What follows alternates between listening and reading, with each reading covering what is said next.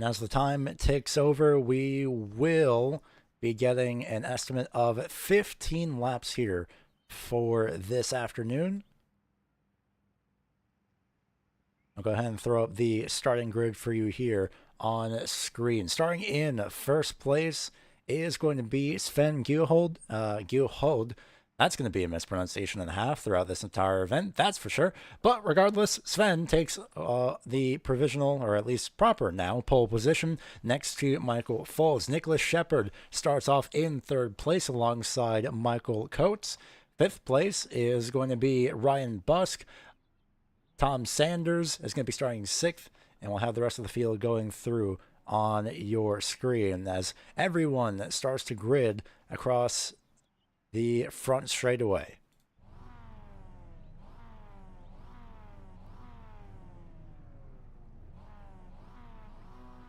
We have just a few more drivers left to grid, and we're just about to reach the end of the starting grid graphic. About 50 seconds left for any drivers to grid. As I go through, we'll have two more drivers. In fact, one of them having a bit of a connection issue, and that's the worst time possible as well. And that is Travis Appleby, who he had qualified, if I can find his name. In fact, it might not be a driver. It might be somebody to help him out, help another driver out. But regardless, one of the lights showing up at the very top of your screen, at least we should be. The revs rise. I thought we were getting ready. We're waiting for one more driver. I heard one driver is eager to get going, that's for sure. There we go. Lights up at the top of the screen. Green flag in hand of the starter.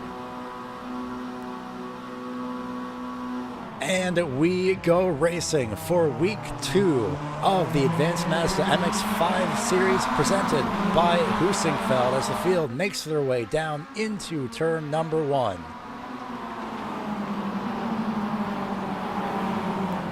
"30 minutes on the clock.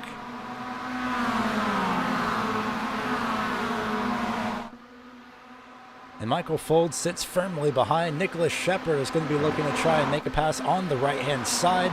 No dice, though, just yet, but he'll stay right on top of that back bumper as they go through the S's, down the back straightaway into the chicane.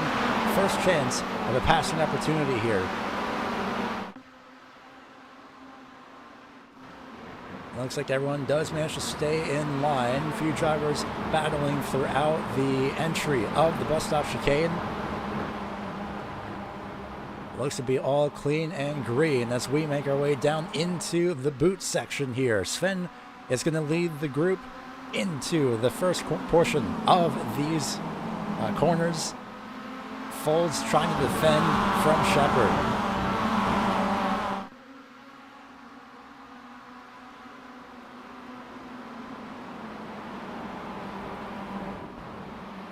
Taking a look ahead from up above, from the blimp.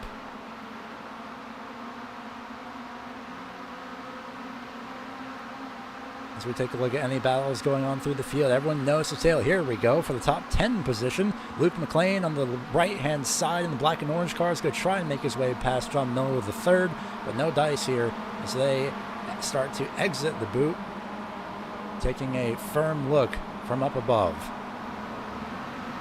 I wonder, is Nicholas Shepard going to try and make his way?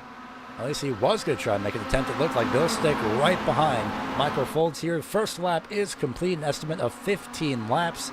On the brakes they go, just ever so slightly. And back down the front straightaway to start this run all over again.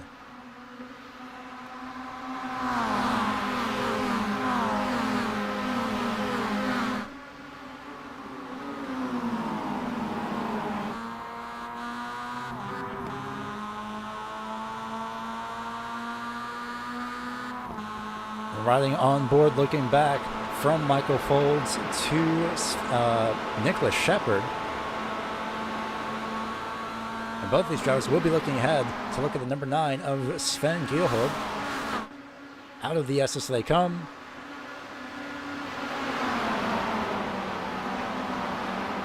And hard on the brakes into the bus stop.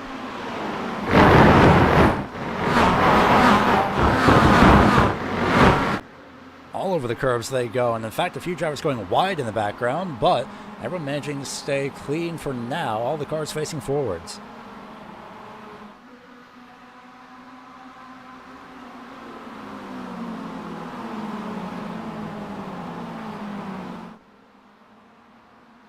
Ooh, bit of a connection issue on the part of the number 3 of Scott Marsh. Definitely the least ideal time, and it looks like Tom Sanders is going to try and make an attempt of that. Dives to the right-hand side. Side by side they go. This is a battle for the 6th place position as they make their way out of the first portion of the boot. And Marsh still having those connection issues, but a lot of drivers, they might be making contact here, and they do. A little bit of trading pain, but they do manage to keep going forward. But for Scott Marsh, that is something that is the least ideal option to have right now. And Sanders all over the back bumper. I think he may have even moved Scott Marsh out of the way under braking there. And if not, that is still a relatively tricky portion of the track. As all the cars would like to step out there. It's a little bit of an odd corner.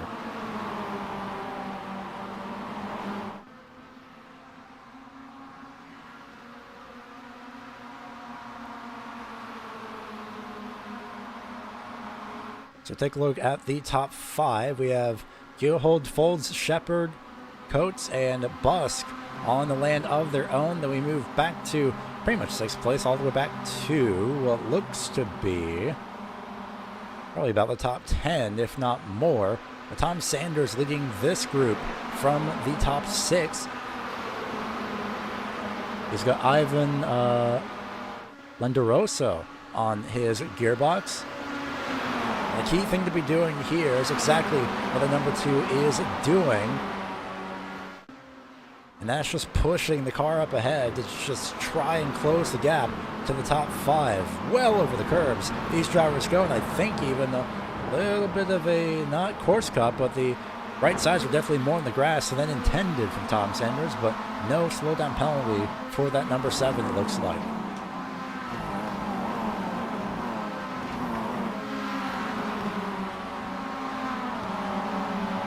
Top 5 is as you were, as you focus all the way down to looks to be about 14th place. In fact, 15th place is this group. So we have 1st through 5th and then 7th through 15th. This is going to be a battle for the 14th place position between Tony Wallace and Zach Turner. Zach Turner in that green car on the right-hand side. Hits the brakes before Wallace. Is able to make a pass. Is able to complete that pass. He's able to stay alongside, but completing a pass is the other question here. Looks like Tony Wallace will retain that 4th place spot. As we look back from Trafford King.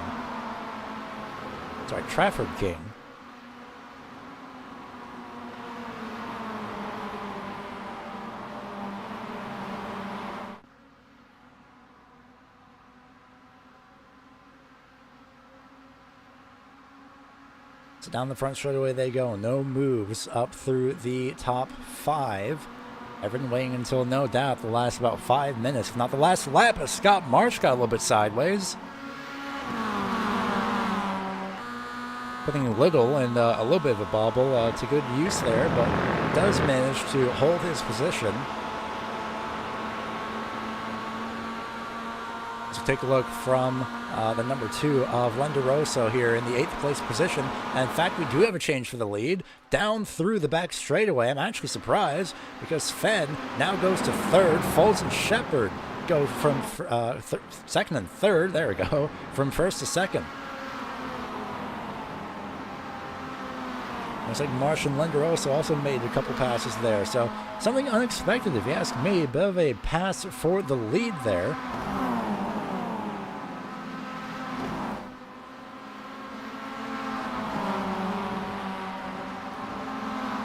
It's not expecting Sven to lose that lead, but everyone seemed pretty content here in the top 5, just stay as they were. Regardless, now it's Folds. He qualified in 2nd, is now sitting in 1st place. And we have Nicholas Shepard here in the 2nd place position after he qualified in, I believe, 3rd place. Few passes in the back, just at the edge of the top 10. This is around few drivers. We have Andreas Navarro taking a look at Luke McLean, who's going way wide, using all of the runoff possible. McLean will stabilize to about 13th place, at least that's what I thought initially, but here comes Tony Wallace on the right-hand side. On the outside, he'll have the preferred lane for the final corner if he could stay alongside. Does he try to make the move? Still, he does. Oh, he makes contact, I think, as McLean goes around sideways. He just holds on to it.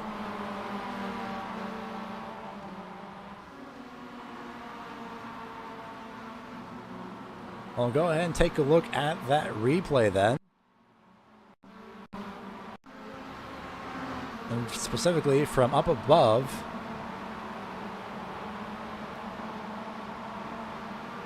Was there contact between the two? Oh, yep, from that angle, definitely. It was right to the right-hand side, or the right rear corner.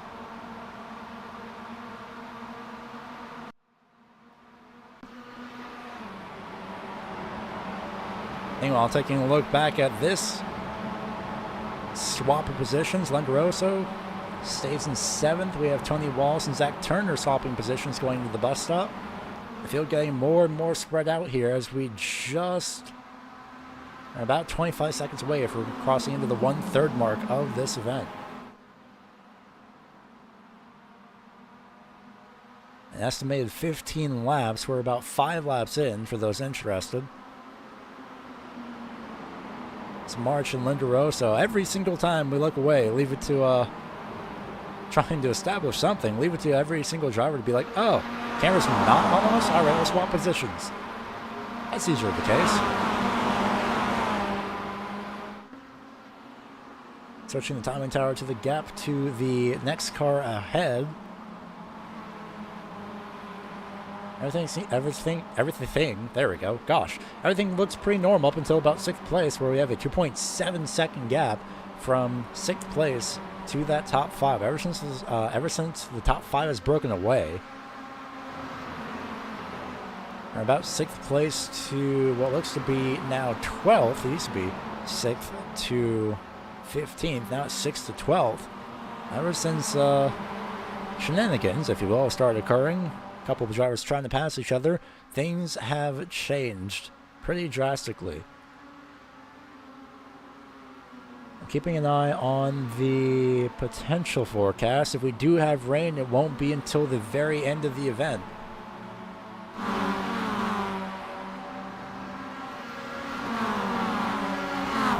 And this is battle for 10th place, Navarro and John Miller III. Navarro, actually no, this is John Miller III. He's trying to fight back on the left-hand side. Navarro sits 10th in that. I think it's supposed to be a Diet Coke can of a car, which I actually love that. Scott Marsh is going to drop to the back of this. And then that battle for 10th place is going to turn into a 3-wide battle, just about, barely, as they go side by side and they single file themselves out. John Miller definitely backing out there, seeing the blue of Trafford King. Seeing that car cross over his front nose and being like, nah, I don't want a part of this. And I was right with Navarro. I didn't see the Diet logo, but yeah, that is a Diet Coke can car. Absolutely love that. That is amazing. Clever paint scheme. Simple. That's absolutely amazing. I was going to say sketchy as well in terms of these cars that are trying to slide all over the place. You think they have a grip, but, well, they do up to a certain extent. And Lenderoso, you can see from the damage on the front grille, showcasing that in not the most opportune way, probably not the most willing way. In fact, both these drivers do have front nose damage. They've been pushing each other that hard. Let's take a focus on Logan Frey and the number 8 machine. That black and green car with the wheel and bar as well. Same as Trafford King as well. Correction, John Miller III. As well as Nicholas Shepard, all Box 5 drivers. These drivers associated with Box 5. Shout out to those guys. How you doing?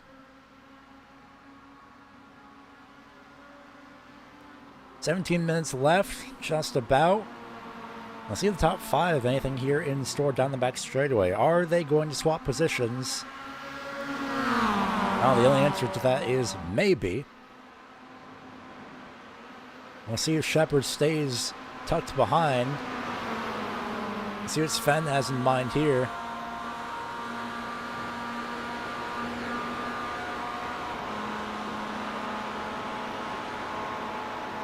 It looks to be like the top 5 will be playing nice. So what about from 6th to about 12th? What do they have in store? They also stay single file. And while I say that, no, that is true. What about from about 15th? Well, not really. They're going to be battling. Launching himself over the curb is Juan Francisco Munoz. Almost had that.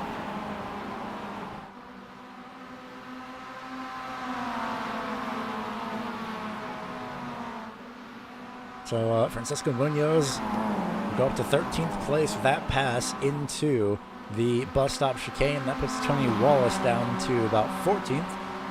Oh yeah, Trafford King. Oh, and Andreas Navarro making a little bit of contact. Just the slightest of bumps, and that sets King off of the line. He'll have to be put into recovery mode here as John Miller is going to try to make the pass here down. And look at that. Way more powerful on the brakes is Trafford King. King will retain the 11th place spot here for himself. Looking a little bit further ahead, just up ahead of him. Actually, it's going to be the 8 of Logan Frey. I thought he was about to sideswipe the tire wall there. More positions being switched up. Taking a look at the number 15 of Alex T. Logos. If I'm pronouncing that correctly. If not, well, we know for week 3 in that case. As this group comes to cross the 15-minute mark, the leaders are already in through the S's, through the uphill section.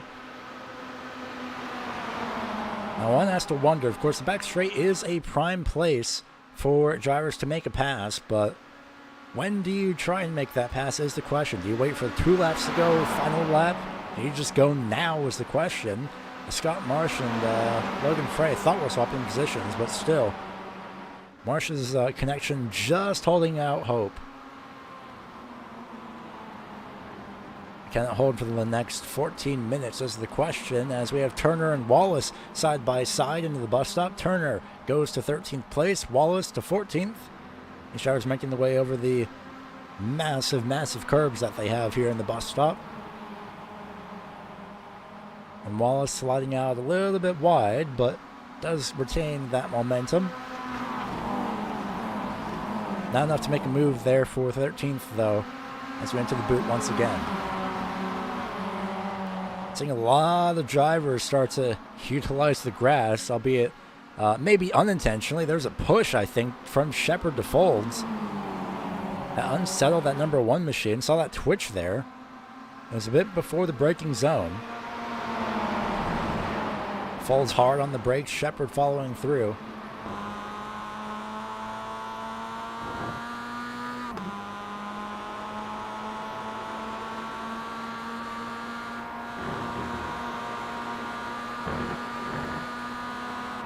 I see the windshield wipers activating on Shepard's car, and no, it's not because of rain. That's because of the debris that's been dust and dirt that's being kicked up by all the drivers using the grass. Does Shepard make a move? No. But he does make a push to Folds into turn 1.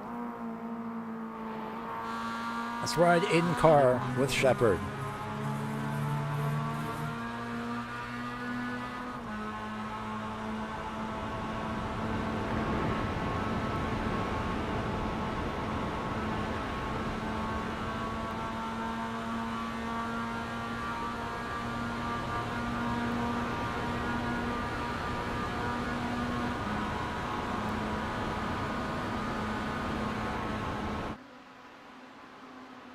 You can hear all the wind that's whooshing all over the car, and look at the control that they have here. Into the bus stop chicane they go. In fact, more positions being swapped just further back. Here we go. This battle for about 13th place between Tony Wallace. Wallace looks like he's going to back out for the most part. In fact, that might be Zach Turner that's backing out. Wallace is the car that we're focused on there that leads the group through. Turner was the one that was put off of line.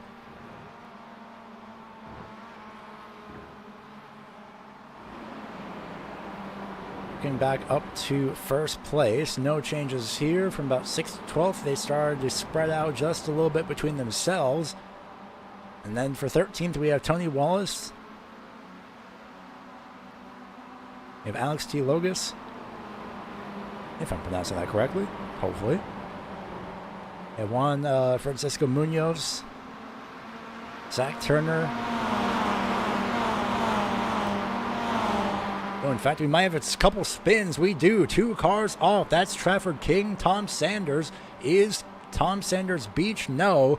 He just can't make a move right now. He might have some suspension damage, though, by the looks of it.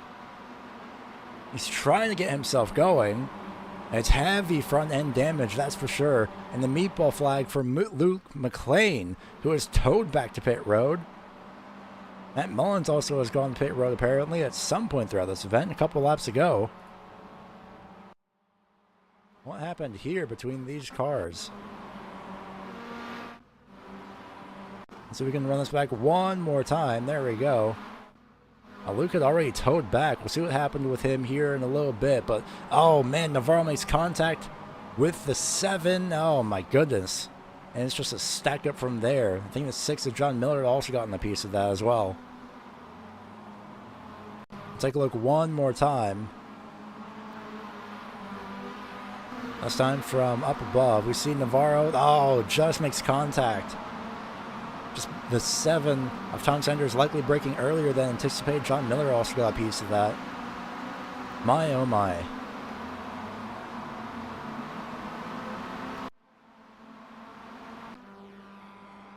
And looking back live, this is Trafford King making a pass on Tony Wallace, who was put off of the group apparently. He was about 13th the last time we checked in on him. Doesn't look to have any severe external damage, that's for sure.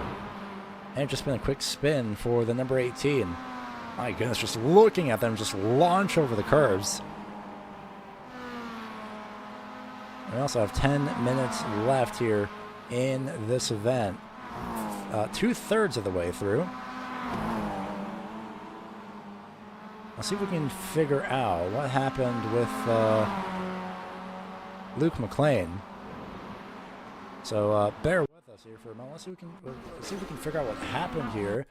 And we do have a replay, actually. Yeah, here is Luke McLean. Just way too much momentum. Tries to catch it. Oversteered. Oh, man, just nails. Just nails the boot section. So that's what happened to Luke McLean. And then Matt Mullins as well. We'll see if we can get a replay to see what happened with him at some point.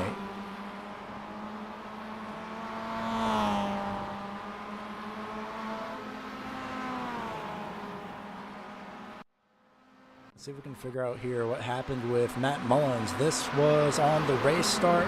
Spins a little bit. Oh, it's off in the background. Nails the Armco barrier. So that's what happened with Matt Mullins on the race start, as the rest of the field had made their way through. Mullins still running in the hopes of getting any more extra positions here. 8 minutes left as we go into the bus stop chicane. The top 5 are all on their own. Drivers, such a wild thing to see. Just the entire car just lifting off the ground here. As Logan Frey is going to be trying to follow Scott Marsh through. These drivers have started to pick up the pace a little bit, separated themselves from Andres Navarro, who is in the land of his own. Same with John Miller III. He's in the land of his own, dealing with a little bit of damage. There's Alex T. Logus. I think it's Teo Logus, not Teo Logus. I'll likely get pronunciation after this, but at least we'll know for week 2, which is always good. Week 3, which next week we do go to the Canadian Tire Motorsports Park. But knocked off in the background here. That is the number 19 of Frankie Sugamelli, who's missing his entire front bumper. I mean, if it still runs, then it still runs, that's for sure. So now getting to that point, wondering if when some of these drivers decide to make their moves, so they try and push more, they try and separate themselves from this group. Like your Michael Folds and Nicholas Shepard, do you try and just push each other, quite literally, to separate yourself off from 3rd, 4th, and 5th? Hard on the brakes in turn 1 they go, top 5, as they were throughout the majority of the event, trying to stay within the track limits. Ivan Lindaroso starting to pull away from Scott Marsh a little bit. Last time by the start-finish line, Lindaroso was about 0.3 of a second faster than Scott Marsh. In fact, we can bring that up as well with the fastest lap versus last lap. In fact, that was his fastest lap that I'm looking at. Apologies. Last time by the start-finish line for the previous lap, Scott Marsh was not, well, he didn't do 31 seconds, that's for sure. I believe he was about 1/10 of a second slower. Because of those connection issues, think of it like a transponder issue as well. It's not going to read out the accurate time. So we did see, though, just before it, quote-unquote, switched over, or reset, that Marsh was about 1/10 of a second slower than Logan Frey in comparison. That's about 2/10 slower than Lindaroso. So Lindaroso starting to put the power down right now. In comparison to the top 5, it's about the same between Lindaroso and the entirety of the top 5. In fact, if we average out the top 5, actually, we can just give you the previous lap times here on the timing tower of most of the drivers. For Francisco Munoz, his name is a little bit too long, so it goes over the previous lap time, but for Francisco Munoz, his last lap time was 2-minute 8.418 for those interested. And then anything under 2 minutes, like Kevin Kramer, well, usually it's some sort of a connection issue that would trigger that transponder to report back at lap time as of that moment. Like for Scott Marsh having allegedly a 1-minute lap time. It should update here across the start-finish line for all the drivers as they cross as well. Let's take a look at Scott Marsh's last lap time. It should update now, 207.733. So 27.733 for Scott Marsh last time, by about the same as, in fact, the exact same time as the number 8 machine of Logan Frey. And in comparison to Ivan Lindaroso, is about 0.03 of a second faster. And so here the entire top 5 make their way through.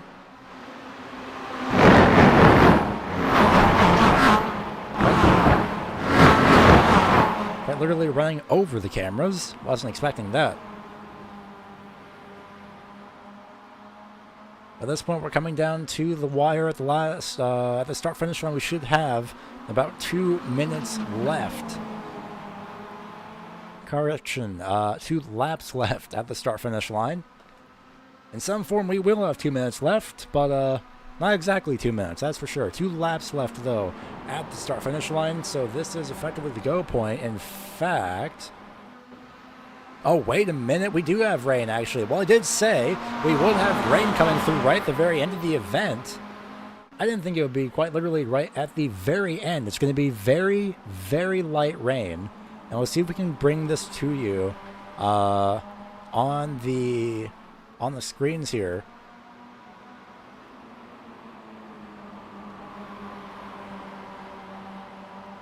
So we can give you the radar here in just a few moments. But the rain is falling. That is for certain. Genuinely was not expecting it to be right at the last second, but you know what? Whatever makes for an entertaining race. These drivers are on slicks at the line. They have 2 laps to go. 2 minutes, 18 seconds remaining. Here comes Nicholas Shepard to the inside. He's going to try and make an effort to the lead. he thinks that he'll have a chance here.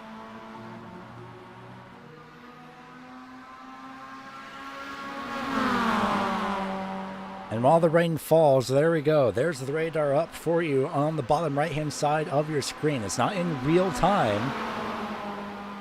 We'll see how things fare here. A lot can change in a minute. And it's only predicted to, it's supposed to be just light rain, so it shouldn't be anything too major for these drivers. We'll have to see how things fare. Again, they are on slicks, and it's pretty much covering the entire circuit as of now. We'll see how things go.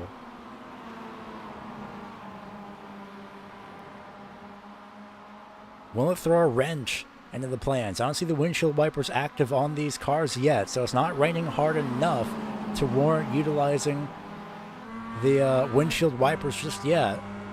As we ride in car with number 5, we see the streaks of water, though, falling down onto the windshield. This could play a huge factor into the event, because here comes Michael Foltz to the inside. That's going to bring Sven into this as well. I don't see the windshield wipers active yet. It's not enough to warrant utilizing the wipers. But it's definitely enough to maybe throw off the grip a little bit, because this entire top 5 was single file 1 lap ago. Now they're spread all over the place trying to figure out what they're doing on corner exit.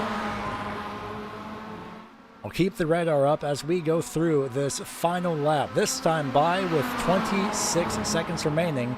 It is not time plus 1 lap. Navarro falls back a little bit. Not sure if it's some contact. I don't see any damage. But this time by at the start-finish line, it is the final lap. The white flag is out with 10 seconds left. It is not time plus 1 lap.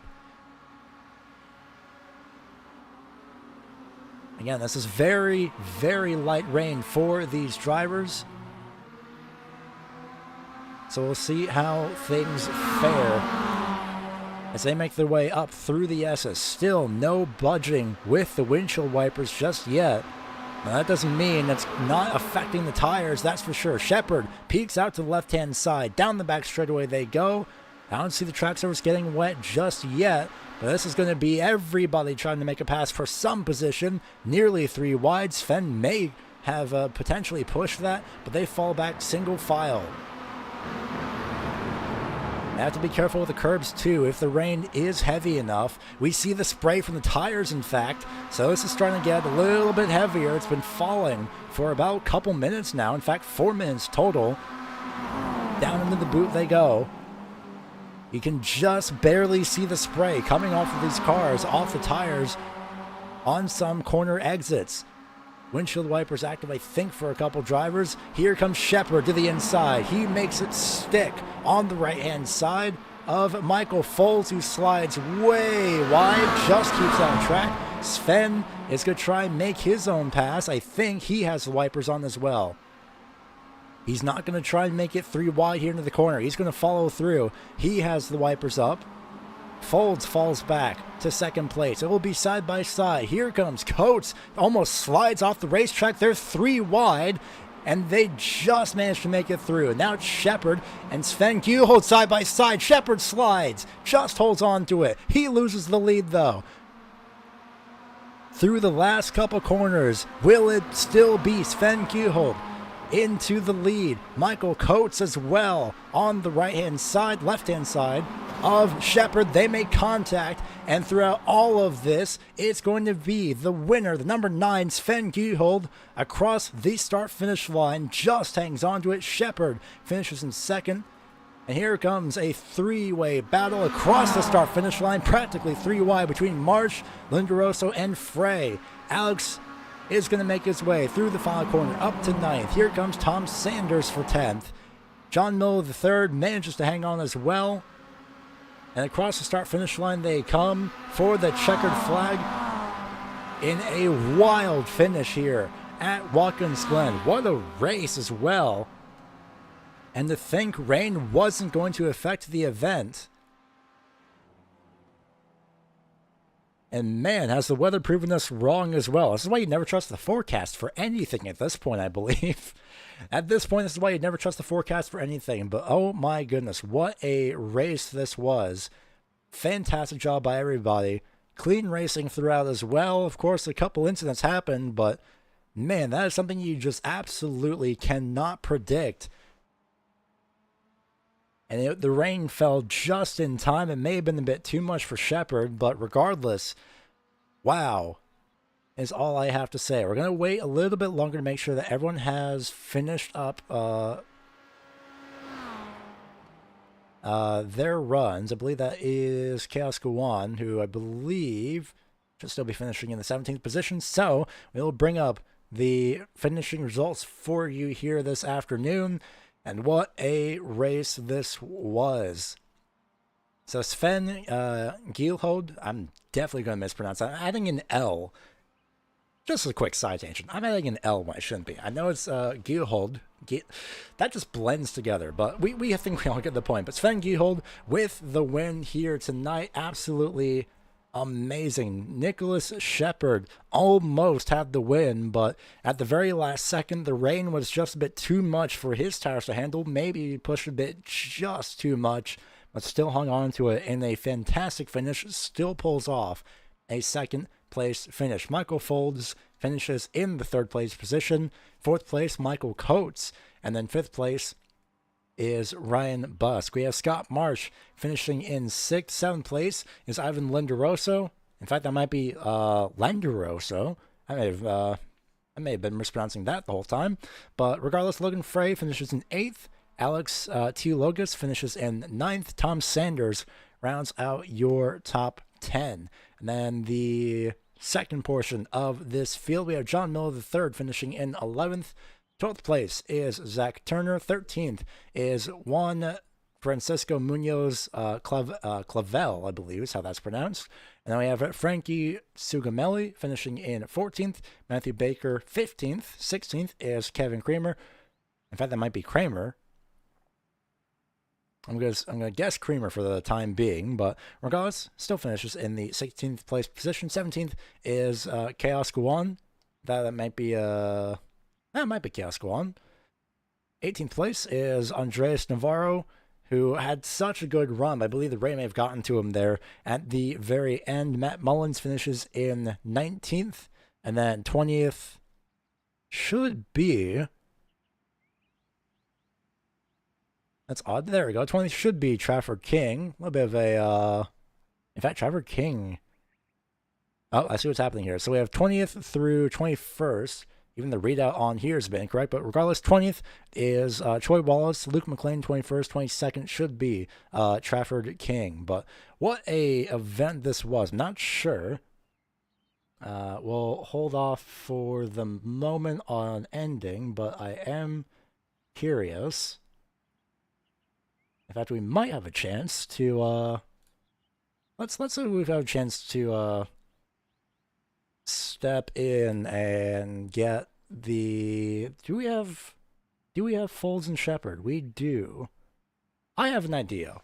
This is a bit impromptu, but I believe we can get, Shepard and Folds here, at the same time. Not sure if we have, Sven in at the moment. I'm not seeing him just yet. We'll see if we can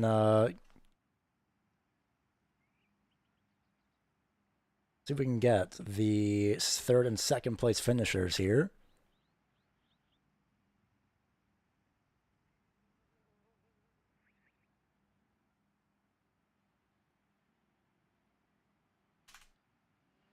We'll stand by here just for a moment, and we'll see if we can get both of them in here.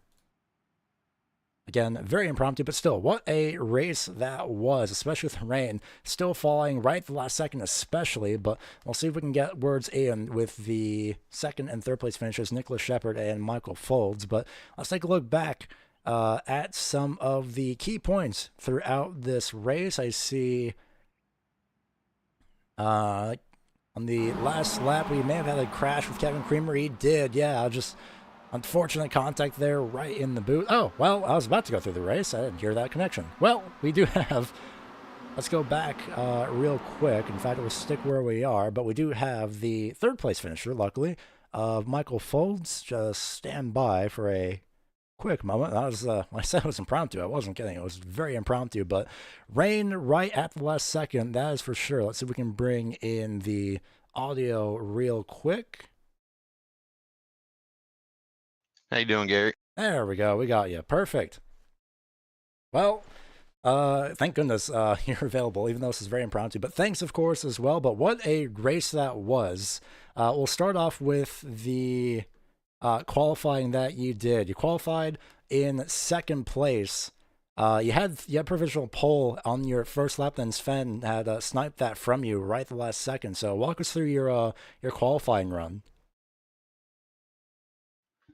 Just did my usual. Just went out there and just kind of got going. It's really the best way to get your tires warmed up, I think, and felt pretty good on the first lap. And then I actually had a 1X on the exit of one the second lap, and I may or may not have kept pole if I hadn't done that. But guess we'll never know. Yeah, I did notice that once you finished your second lap, it's like you did cross the line, but it was immediately voided. So I figured at some point you did have an issue with that lap time. But regardless, still a third place finish, nothing to sneeze at. But talking about throughout the middle portion of the race, of course, you and the rest of the top five had just broken away from everybody pretty much once we got to the second lap. Yeah, that's always kind of the game plan in these types of races. You know, they're 30 minutes long, and best thing to do to preserve everybody's cars and whatnot is just try and break away from the people you have better pace than, and then fight it out at the end, which ended up ended up being pretty fun. Didn't work out for myself, obviously, but as long as one of our guys ends up winning, it's always a good time. As long as we all finish together. I definitely noticed a lot of the box five drivers for sure throughout the field. And well, let's finally get to the obvious, and I guess the more fun part with 2 laps to go, raindrops, and even something that I wasn't expecting. I figured it would have been right at the very end of the event, as in after the 30 minutes have elapsed, but not with 2 laps to go. Yeah, we were all pretty positive it wasn't going to rain at all during the race. Just looking at the radar and what time in game that it was supposed to actually arrive, but It it made it a little bit interesting. It didn't get super slick, I wouldn't say, but with the worn tires, that last half lap was we were probably at about 75% of the grip that we had previously on that last half lap, and that made it pretty interesting there.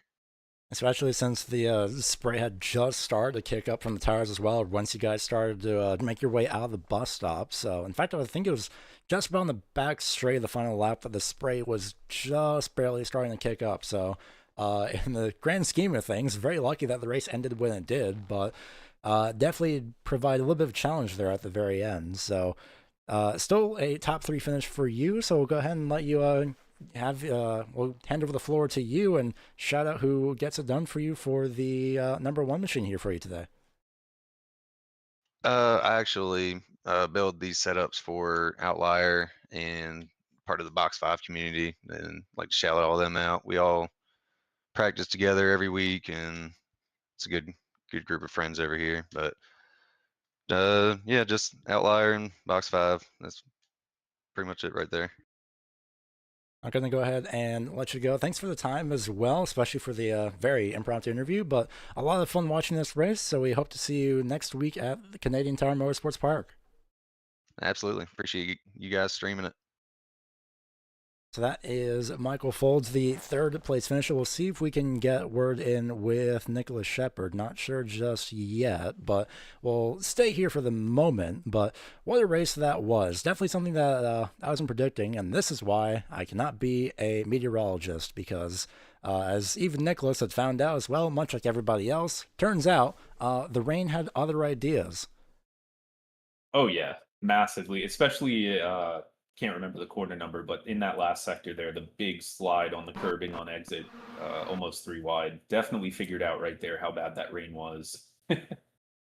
And just ever so slightly, especially right there at the on the last 2 laps. Even I thought I had said at the start of the broadcast too, we might get rain, but it'll be probably at the very end if anything were to change. So, well, things did change, that's for sure. And well, we saw how things had turned out. So walk us through pretty much the entire event for you up until that final lap, because you guys in top 5 were sitting pretty comfortably for a while.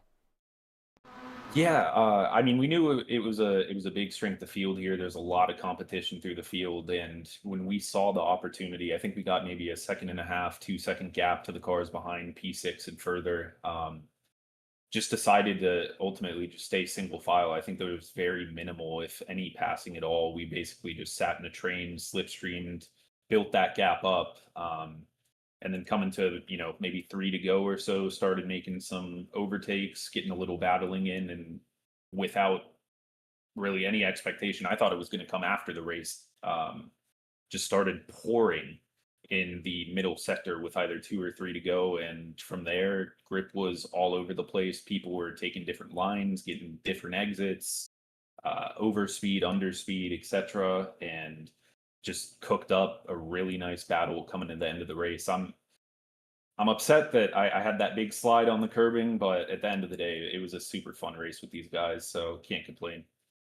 Especially with the last second on slick tires. I had switched to an in-car. It may have been yours. I'm not entirely sure at this point, but I definitely remember switching to an in-car on the last couple laps, seeing the raindrops just sliding up the windshield as you guys made your way through the pack. I'm like, oh, well, this is going to go one way or another. But man, just seeing the rainfall, especially with the small bit of spray that started kicking up. I'm looking back, I believe, the final lap here. Yep. But some of you guys had launched yourselves over the curbs. I think just when you guys got to the bus stop is right when it started to kick up with the spray. It's like, well, this is going to go one of 2 ways. And as you saw, it gone not the best way for you, but you did manage to hang on to it, which is props, especially in the worn tires after 30 minutes. And of course, the slick, changing conditions, especially. Yeah, thank you. Yeah, it was definitely tough there at the end, but yeah, that big slide, I was just hoping I had my wheel full lock, just sliding out towards the outside on exit a little bit towards Sven Hielhud, who got the win here. And yeah, just didn't want to cause an incident there. Took a little bit of a lift, just held on for dear life, and thankfully I was able to get out of the corner and get pretty decent exit speed. I know Coates got alongside going through those last 2 corners, but I was able to get the inside of the last corner and just hang on there to grab a P2. So still a solid result. Really happy, and happy to have some really clean and good racing there at the end. Looking back at the in car right when you caught the slide, geez, that's a wheelman and a half right there. That's for sure. I've heard of the phrase wheelman, but like that's putting it into perspective there. Quite literally full lock as well. And oh man, just absolutely wild. Now I know how to pronounce Hielhud's last name. Now it's not Hielhud, which Hielhud makes a little bit more sense. So thank you for the help with that. But Yeah. before we go ahead and let you go ahead and give us a shout out. We'll have you have the floor and shout out pretty much whoever you'd like here for your second place finish. Yeah. Shout out, of course, to Racing Line Network and you, Gary. This is absolutely awesome to have you behind this and doing this for the series. So massive appreciation. Thank you so much. Want to give a shout out as well to Alex Theologis, the admin of the MX-5 Deep Dive server, who was able to help coordinate this and kind of get you involved to be able to do this, which is just awesome. And of course, yeah, big shout out to Box 5, the whole crew. Had a lot of guys show out tonight. Michael Folds, who I was battling there at the end with, as well as Michael Coates, both good teammates. And yeah, just big battles, good times, and glad everyone, for the most part. I know there were a couple incidents behind, but just glad that everyone was able to have a good race here and survive the rain at the end and come home with a clean result. And thank you for your time as well, especially for the impromptu interview here. But genuinely, still appreciate your time, and we hope to see you again next week. Yeah, thank you so much, Gary. So that is Nicholas Shepard, second place finisher, sorry. And what a race that was, especially down to the end. Again, not expecting the rain, but then the rain had other plans, and well, we saw how that went. So what a finish for sure. And what an image to end on as well. We are going to go ahead and step away for the time being, but thank you so much for tuning in to the Racing Line Network. We hope to see you again next week, because next week is going to be the one and the only Canadian Tire Motorsports Park. Same time, same channel, just a different virtual racetrack, and of course, luckily, the same day, different week. We'll see how things plan and how things work out. Sadly, no chance of rain next week, but I mean, considering the rain that we had here, no one really knows at this point, I feel like. But unfortunately, 0% chance of rain next week, but still, no doubt, a lot of fun to definitely come of this as we head into the next week. So I've been Gary Weaver. Thank you for tuning in to the Racing Line Network. We hope to see you again next week here.